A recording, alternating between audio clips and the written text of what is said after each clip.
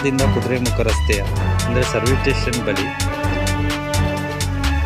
ಇಲ್ಲಿ ಇಂದು ಬೆಳಗಿನ ಜಾವ ವಾಕಿಂಗ್ ಬರೋರು ಈ ಒಂದು ಹೊಂಡ ಬಿದ್ದ ರಸ್ತೆಯಲ್ಲಿ ದೊಡ್ಡ ಗಾತ್ರದ ಒಂದು ಗುಂಡಿಯೇ ಬಿದ್ದಿದೆ. ಈ ದೊಡ್ಡ ಒಂದು ವೆಹಿಕಲ್ ಕಳಸ ಮತ್ತು ಕುದುರೆಮುಖ ಹೋಗುವ ರಸ್ತೆ ಅಡಿಗಡೆಯಿಂದ ಮೋರಿದೆ. ಮಳೆಗಾಲದಲ್ಲಿ ತುಂಬಾ ನೀರು ಹೋಗ್ತದೆ ಅದರಲ್ಲಿ.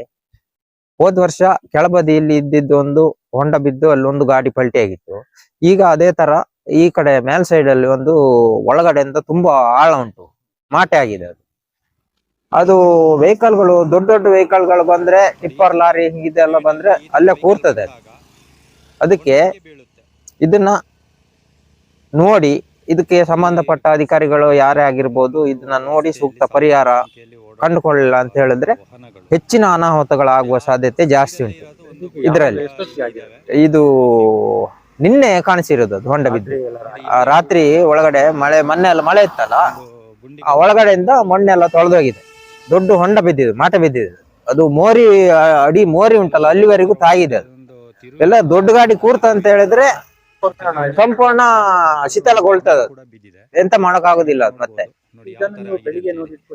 ಬೆಳಿಗ್ಗೆ ನೋಡಿ ನಾನು ಇಲ್ಲಿ ಒಂದು ಬಟ್ಟೆ ಬಿದ್ದಿದ್ದು, ಬಟ್ಟೆ ಮತ್ತೆ ಕಲ್ಲು ತಂದು ಅಲ್ಲಿಗೆ ಒಂದು ಬಾವುಟ ಇಟ್ಟಿದ್ದೀನಿ. ಯಾವ್ದಾರು ಈ ಬೈಕ್ ಯಾವ್ದಾರು ಸೈಡ್ ಕೊಟ್ರೆ ಅದಕ್ಕೆಲ್ಲಾರು ಬಿತ್ತ ಅಂತ ಹೇಳಿದ್ರೆ ಆ ಮೋರಿಗೆ ತಲೆ ಹೊಡೆದು ಅಲ್ಲೇ ಪಲ್ಟಿ ಉಳಿದ ಕಷ್ಟ. ತಿರುವು ಇದು ಬಾರಿ ಡೇಂಜರ್ ತಿರುವು. ಒಂದು 2-3 ತಿರುವುಗಳು ವರ್ಷಕ್ಕೊಂದು 2-3 ಆಕ್ಸಿಡೆಂಟ್ ಆಗ್ತಾನೆ ಇರ್ತದೆ.